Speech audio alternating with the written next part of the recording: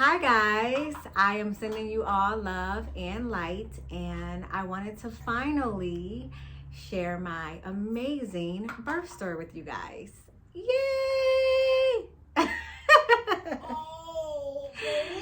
As you can see, I'm excited. No, but seriously, I wanted to share my birth story with you guys because I've been getting so many questions and just comments about my birth story, and I wanted to officially reveal it here on my YouTube. So if you're following me on Instagram, you kind of sort of saw some things, but not the full story. So like, share, subscribe right here where you will get the full story. And also make sure you are following me at LenaAnthony_ on all social media. So, my birth story. Well, first of all, bless you, mama. Oh. Life of a mother, mom life. My baby has a runny nose today. Come. Okay, good job. Okay, so mom life. Anyway, I am a mother of 3. I am a wife. I am an actress, producer, entrepreneur, mom fit queen, and youth pastor. I carry a lot of titles, and I love what I do. I love it here. So my birth story. I have a 14-year-old who is amazing. He is a basketball player who eats, sleeps, and dreams basketball literally all day long. Then I have my amazing daughter, True. Come, mama, come say hi. Come say hi, come on, come. Be careful. Say hi, come up here. Oh, say hi, say hello. Are you going to speak? No? Speak to the people. All right, go play. My amazing 21-month-old daughter. I love her. It's my girl. And I have my baby boy who is almost 3 months, and his name is Trey. And it's his birth story. So when I first got pregnant, around 8 weeks, I found out I was pregnant. I was actually 11 months postpartum with my daughter when I got pregnant with Trey, and it was not on purpose. It was all God ordained. I actually wanted to take a break, but God was like, no, you're not. You're going to go again now. Okay. So when God speaks, I listen. And when I got pregnant with this little guy, I heard the voice of God, and he told me, I want you to try something different. I want this experience to be different from your other 2 experiences. With my son and my daughter, I had them both in the hospital with medication, of course, epidural and Pitocin. And it was still a beautiful experience. Both of them was different. My son took 17 hours to come. My daughter took 30 minutes. But they were both in the hospital with medication. This time around, my husband said, I want you to have a home birth, a natural birth, a water birth. And it was something that I've been running from for years because I knew about it, but a part of me was like, I don't do pain. We're never doing that. I'm good. I'm going to the hospital. But when God spoke, I had to listen. And I heard him very clear when he said, I want you to have a home birth. I want you to have a natural birth. And I'm going to give you a pain-free labor. And this process will be different. So I had to do nothing but be obedient to the voice of God. So I allowed him to take me through the process of having a home birth.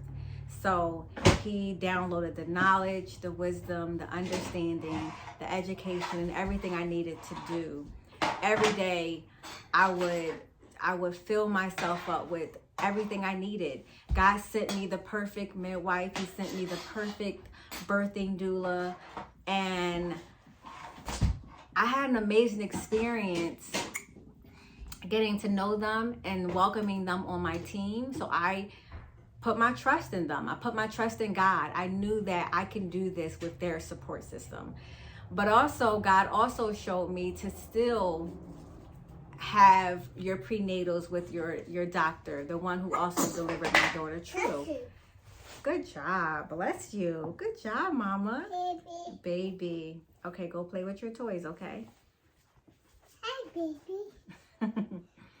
You're so sweet. Give baby kiss. Okay, give mommy kiss. Eyes. Give mommy kiss. Hair. Good job. Good job. She loves her brother. Can mommy have a kiss? Give mommy a kiss. Mwah. She's ignoring me. Okay. All right.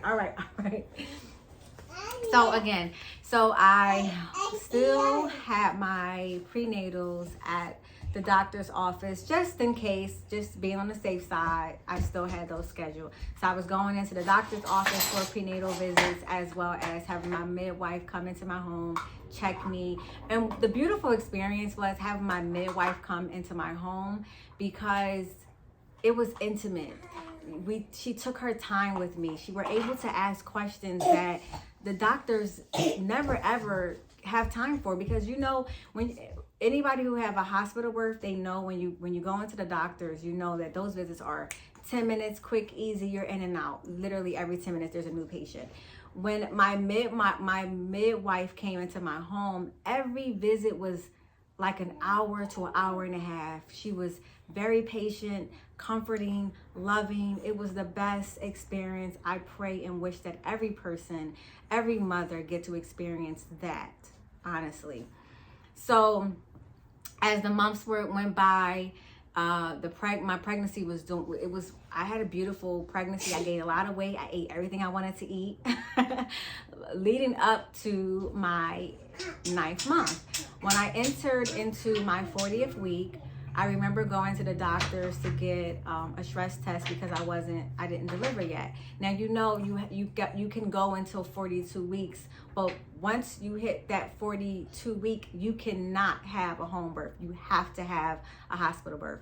So by the 40th week, I went into my doctor's office to get a stress test, which my midwife advised. And I went and got a stress test, and the baby levels were like very irregular. His heart rate was up and down. So my doctor was very panicky. She was like, I want you to go into the hospital now and get induced. Not only that, so because the heart rate was irregular, she decided to do an ultrasound. When she did an ultrasound, my son's hand was like this on his head. So that was very alarming. We literally called my midwife. She was like, you need to go and get induced now.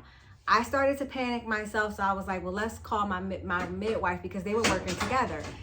She called my midwife. She explained what was the issue was, why his hand was like this on the ultrasound, which is very dangerous for a labor, because what happens is if his hand is like this, he's not in the proper positioning to come out.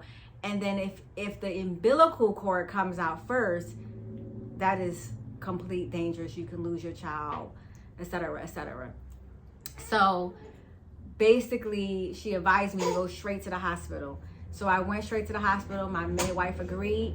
But before getting checked in, what she said was, which is amazing, when you have a midwife, you have someone who can advocate for you. So her suggestion was, before you get checked in, I want you, okay, let me wipe your nose. I'm sorry, 1 second. Okay, it's a little, okay, 1 second, mama. Okay, get your toys, okay? So she advised okay, go get your toys, okay? She advised me to start doing different positions in order for the baby to change its position. Now, I sat outside the hospital for about 30, 45 minutes doing different positions. Come sit down, mommy. Doing different positions. And then I went upstairs to check in the hospital. So I go and get checked in at the hospital. Of course, they're rushing the process. They want to start doing a C-section right away. So I told them, well, you know, I have a midwife. This is my process, what I've been doing. We've been doing different positions, different exercises to change the baby's position. Can you guys do another ultrasound? So they called the charge nurse. They came and did another ultrasound, and God is amazing. My baby hand was no longer here, and it was literally like this. He was sucking his thumb at that time now. Amazing. Now I can get checked out. I can go home, right? This is when the tables turned and I got to see my doctor, the hospital doctor, True Colors. You got runny nose, baby, runny nose.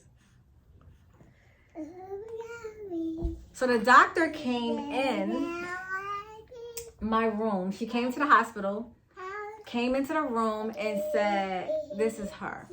Kevalina, I understand the baby hand position has moved, but I just don't feel safe with you leaving. So I would like for you to just get induced, Kevalina. You know, you're already 40 weeks. Just get induced and be over with it. Plus, on Friday, I'm going to Mammoth. So I guess you really are going to have a home birth, right? So I'm like, wait, what? Lady, I'm having a home birth. So don't rush my process. I'm going home. So she tried to do a scare tactic to keep me in the hospital. She then said, I want to check the baby's heart rate again. So she checked the heart rate again, and his heart rate was still a little irregular. Listen, again, you have to be well educated. You have to have an advocate. You have to have the support team to know when it's okay, say no, because a lot of times they're doing that because they want to get paid for the process, for the procedure. But I knew deep down in my heart, and I knew what God was telling me. And I heard, yes, I love your voice. You're singing so great. All right, go get your toys, okay? I knew that God wasn't ready for my baby to come, and I wasn't going to allow the hospital to force my labor. So I said no. I'm going home. So in that moment, I actually checked myself out the hospital and I went home. Later on that week, I started contracting a whole lot, and I called my midwife. The contractions were very irregular, but they were consistent within the whole night, but irregular as far as timing. So at this point, my contractions are still very irregular. They're every 2 minutes apart, then they'll go to 2 minutes to 4, back down to 2, up to 8 minutes apart, back down to like 5 or 6, then up to 10 minutes apart. It was all over the place. Remember, my water broke, but my contractions are so not consistent, and they're not in that active labor state of like 1 minute, 2 minute, where it's like actively pushing, your cervix is opening. No. My midwife, my birthing doula, is now in my home. We blow up the pool, we fill it up with water. My husband's there. He's comforting me because I'm in pain, but it's not like severe pain where I can't take it. At some point, my contractions, they start dwindling off, where I was only experiencing contractions like every 7 to 8 minutes, which is not really normal when your water breaks. So my midwife decided, okay, let me check you again. Let's see where we are. So she checked me again, and she realized my cervix was pretty tight. It wasn't as open as she thought it was. And she felt like the baby position was turned back sunny side up, which is very hard if you're about to have a home birth, because you're going to feel a lot of pain in your back. They say it's like the worst experience, or that in that position, when your baby's in that position, it's the worst home labor ever because you can feel everything, and it's more so back pain than anything. Now, you can still go in labor and have a home birth, but it's just not as easy or pain-free. It's more pain, especially without medicine. So at this point, we're trying different positions again to get him to turn around. But now we're at the 24 mark where you can never be in labor. You can never, your water can't break and you be in labor for 24 hours without getting that baby out of you, because now you're not only putting yourself in danger, but you're also putting your baby life in danger. So at this point, she had to have the talk with me. This is when my world got upside down. When she basically had to come to me and talk to me and tell me, explain to me the position that she's in, the position that I am in, but also the position that the baby is in. And now at this point, we have to transfer me to the hospital. Transfer me to the hospital. When I tell you that was the hardest thing for me, because I got so stuck in the mindset of, no, I'm not going to the hospital because this is what God told me. God told me to have a home birth.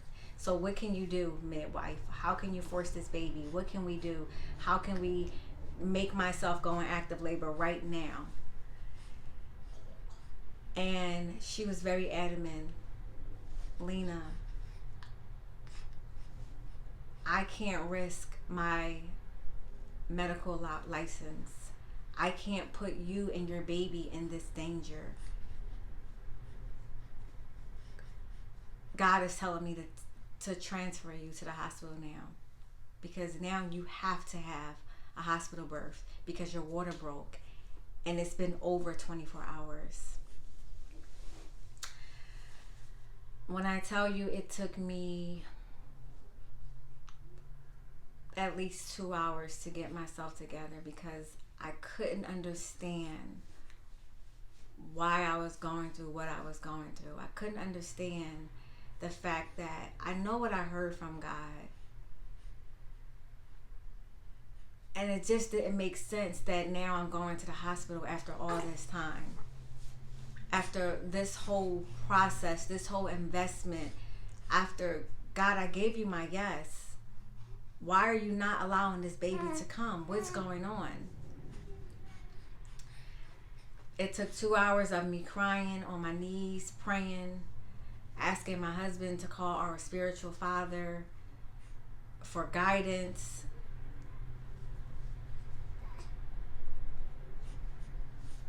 And then it just got to the point where they had to put my clothes on for me and basically drag me out the house.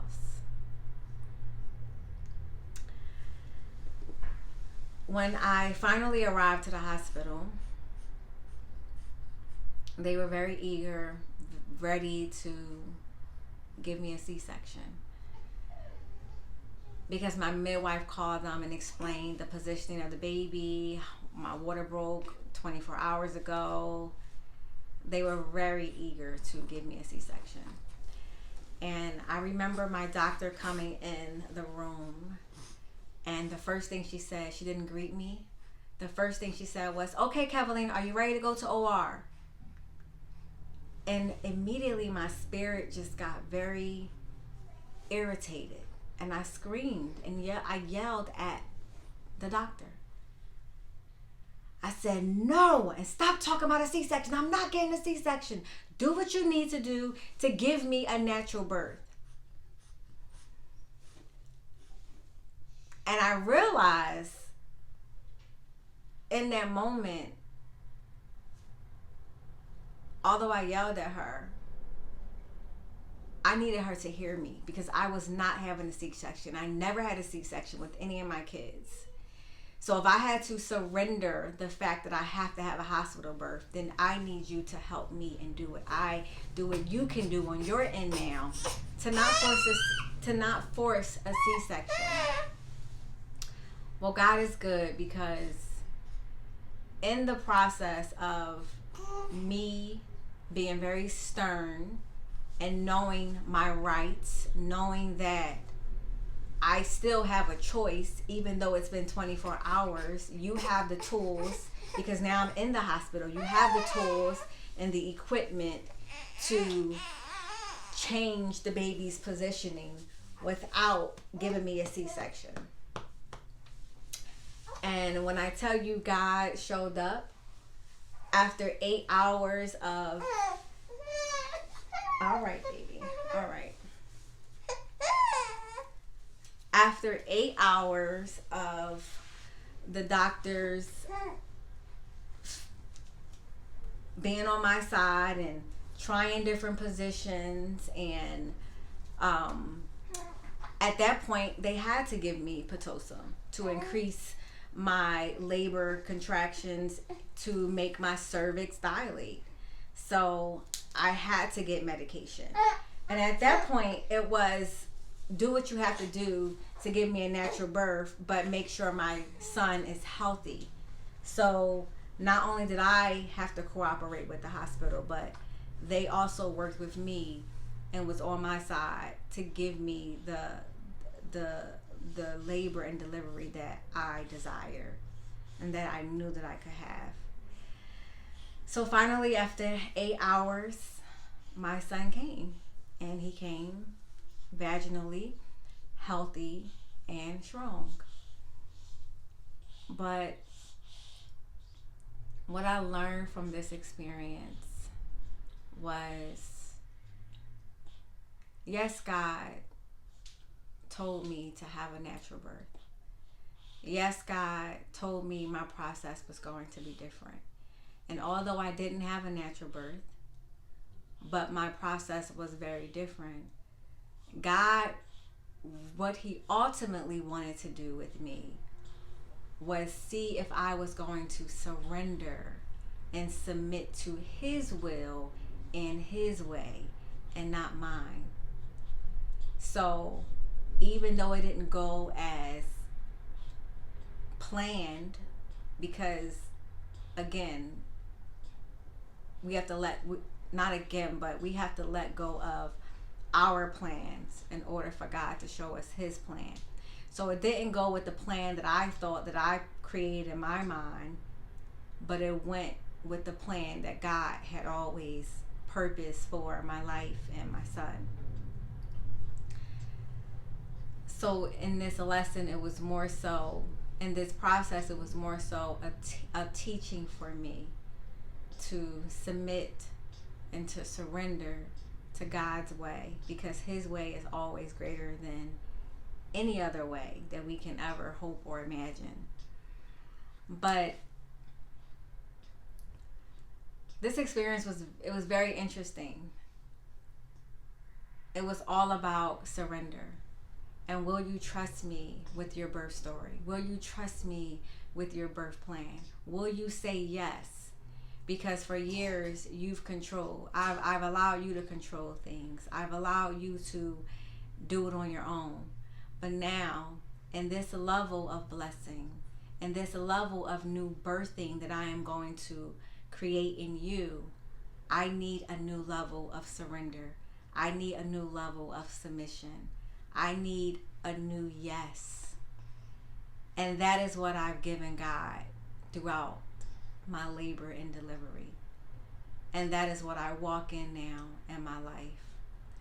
So, no, I didn't have a home birth. No, I didn't have a full natural birth.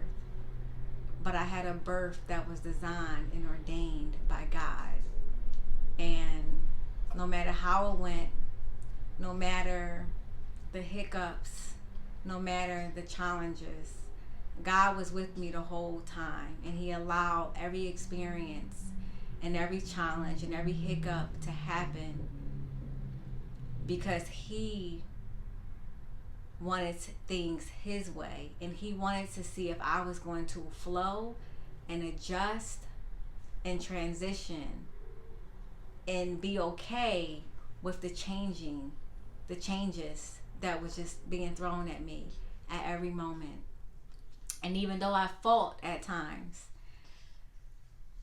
at the end of it, I gave him my yes. I gave him my surrender and my submission. And when my son came,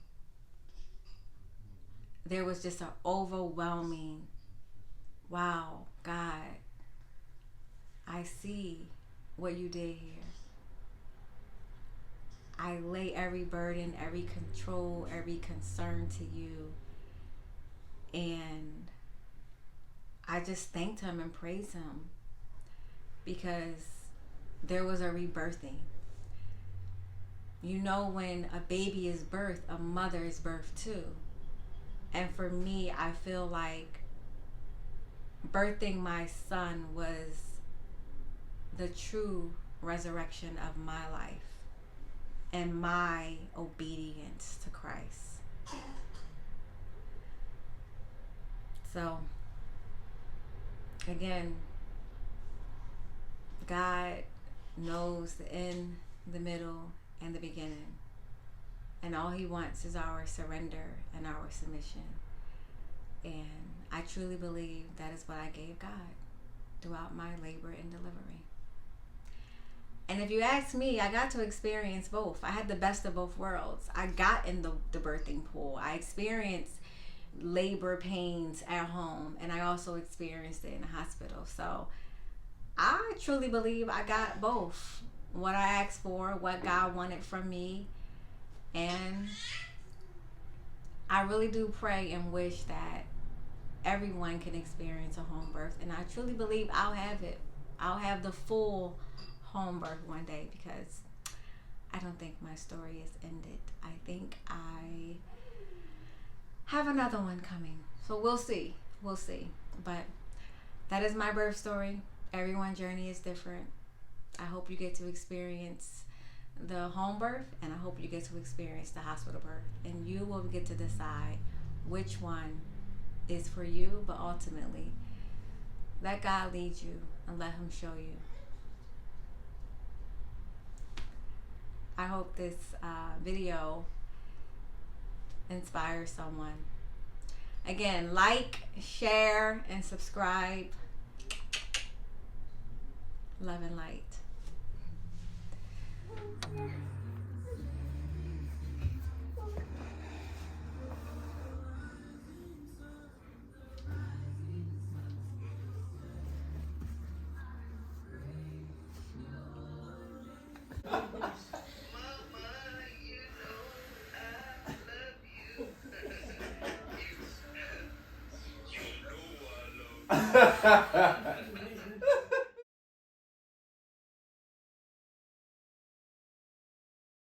Look, open your eyes. Go ahead, open your eyes. Where?